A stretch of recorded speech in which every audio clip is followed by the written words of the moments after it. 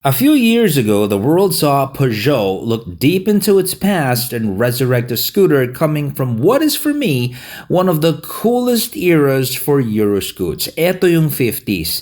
Ang gaganda ng mga lumabas na mga design ng mga panahon na yon. Now, the Peugeot Django finally found its way in the PH with much fanfare 2 years ago.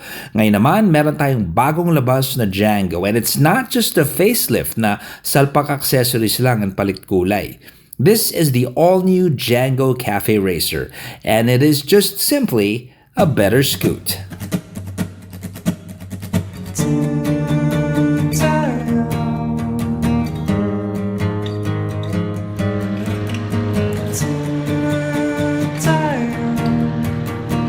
Shakedown 1979. Cool kids never had a time.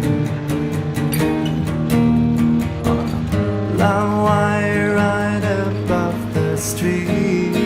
You and I should.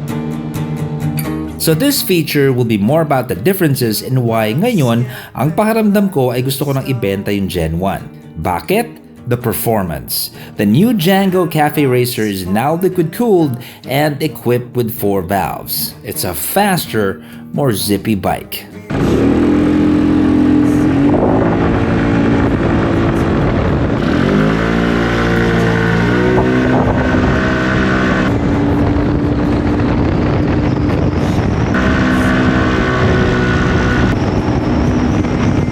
On paper, pareho silang 11.3 HP. However, yung magic is with the torque. Yung bagong Django ay nasa 13.2 Nm of torque, 2 notches higher than the first-gen Django at 11.2 Nm. The Django Cafe Racer has less vibration from startup to warm-up as compared to the first version na medyo vibey siya sa simula pag malamig pa yung makina pero pag uminit na, smooth naman. Now all of these significant changes give us a better machine.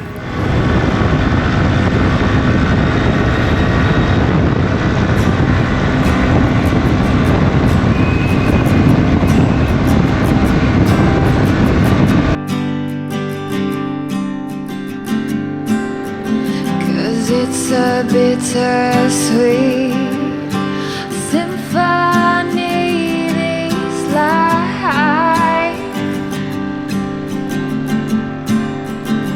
Try to make ends meet, you're a slave to money, then you die. I'll take you down. Okay everybody, right now we have the absolutely stunning Peugeot Django. To my right, ito po yung 2024 Cafe Racer, recently launched at the Makina Moto Show. And to the left is my personal scoot. This is the Django Gen 1.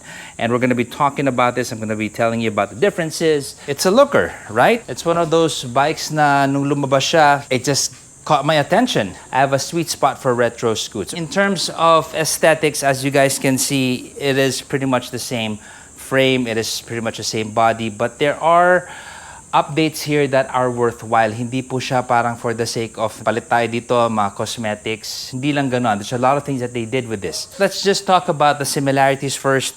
If we look at the Cafe Racer controls, it is pretty much identical with what we have with Generation 1. This is not part of it. This is an add-on. This is an aid for riding. It's the Chigi. I have another video on that. Just search for it. Color scheme-wise, ito po yung aking kinostomize for Motobuilds Pilipinas Gallery. My motif is gray and white. I like gray a lot, in case you haven't noticed. In terms of the side and cowling, if you're taking a look at the lights, it's identical. That strip on the side, basically the body, the panels are all the same. It's pretty much identical, same. So ano po yung differences natin? Let's start with the aesthetic differences. The mirrors, bar end na po tayo in line with the whole Cafe Racer motif. So sa original, we got your standard side view mirrors. One of the differences also ay yung ating hand grip. So this is more sporty. This is more retro actually, yung ganyang klaseng ribbed as opposed to what we have here. This is also retro, mas common to in other words. So that's one of the differences. Of course, the seat. If we look at the seat here, The upholstery of this one is actually much better. I don't know, I can't place it. Pareho lang naman yung dating niya, but it's just different. It's a different type of upholstery. The design is the same. I kind of like that. This is a bit more shiny. This one mas matte ng konti. And even the side upholstery is different. You can see the pattern over here. Dito, iba na siya. So, in our single seat in the Gen 1, we can also see na meron tayong tatak na Peugeot dito. It's embossed. And dito naman, wala po siya. However, you will see the Peugeot sign over here in the seat cowl over at the rear. Of course, we have a cowl here, again, in line with the whole cafe racer look. We have a handbar here that looks like a slick, pretty cool pencil light ng sinaunang panahon. It's now a nice, pretty grab bar. As opposed to dito, you have a bigger grab bar. Now, to be honest with you, I wish this one was here. Medyo hindi ko type itong grab bar ng Gen 1 ngayon.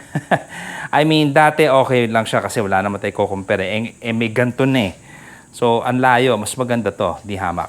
Everything else is the same. Little nuances in the gauge. Yung ating gauge ito, meron tayong blue na markers. Dito naman, it's black and red. You also have a little windscreen with the 88 and the Peugeot. So this is that's the sound of the Peugeot Django version 1, and this is the sound of the Django Cafe Racer.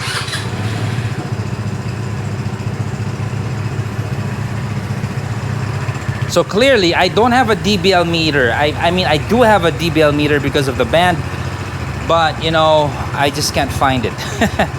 But I'm just using my good old ears, and I can hear that this is louder, and it's got a low rumble grunt to it.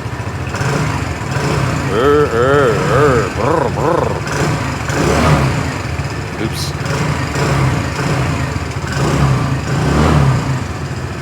So it's got that going for it.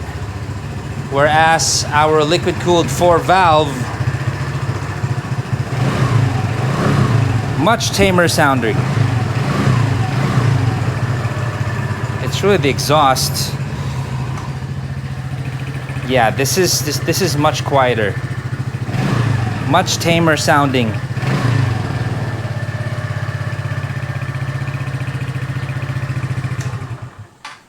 So for the tires, for the Django Gen 1, we have Maxxis, and for the Cafe Racer, they have this brand called Timsun or Timsun. I'm not quite familiar with the brand Timsun. In fact, this is the first time I've tried these tires. They seem to be okay. So, isa pa sa mga differences po natin dito, yung Gen 1, 2 valves lang po ito, and it is air-cooled. Ito naman, 4 valves and liquid-cooled. And isa pa sa napansin ko, yung vibration po natin dito sa Django version 1, mas malakas po yung vibration dito. Compared to the newer one, the Django Cafe Racer, it's just smoother. Although ito naman, yung vibration niya, napansin ko sa simula lang eh. It feels a bit rough, and then it's just gonna smooth it out later on. Ito naman, it's just smooth on the get-go right away. So now you know why I'm mildly gutted at meron akong urge to unload the older one for this one. Is it worth the upgrade? For me, it's a resounding yes. Now, if you don't have a Django yet, which one to choose? Well, it's gonna be tough kasi yung older Django you can now get at 20,000 pesos off at 169K. And the Django Cafe Racer right now is at 189K. It's a 20,000 peso difference, so this now becomes a matter of economics for the individual and the matter of taste kasi more or less pareho naman silang okay eh. My wish for Peugeot is to have this performance upgrade come out also in the original form of the Django. I think that will attract more buyers kasi yung body, yung Gen 1 body, maganda rin siya eh, di ba? Because while I like the Cafe Racer look on the Django, it's just simply not for everyone. Marami rin may trip pa rin dun sa original form niya. Now just imagine that with all of these upgrades. Actually, ang nagpapalito sa akin is the fact that Polini now has an upgrade race kit for the air-cooled 2-valve Django.